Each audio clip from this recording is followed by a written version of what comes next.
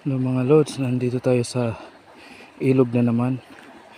Lods, second video to na sa ibang location naman. Kita nyo yan mga lods. Kitang kita nyo yan yung mga lardak oh. Yan oh. Yan mga lods oh.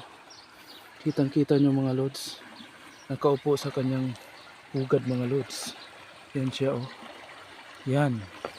Kitang kita, ayaw niyang umano oh. Ayaw niyang umalis oh. Yun. Yun mga lods. Yun mga lods. Kitang kita.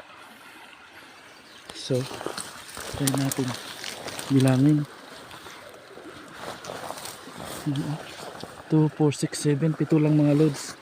Pero okay na yan. Okay na yan. Kunin na natin ito mga lods. Balot na naman mga lods. So yun lang mga lods ano. Balot ulit tayo ngayon. So salamat mga lods sa pagsubaybay. Yan lang dyan siya oh. Yan. Mahilig talaga sila sa malapit sa tubig mga lods. Yun lang mga lods. Sana may natutunan kayo. Puntahan ko pa doon mamaya. Baka mayroon doon sa kabila. Yun lang mga lods. Yun. Sa may lilim siya ng kahoy oh. Actually hindi sila nagpalilim sa mga kahoy eh. Para yun. Yun lang mga lods.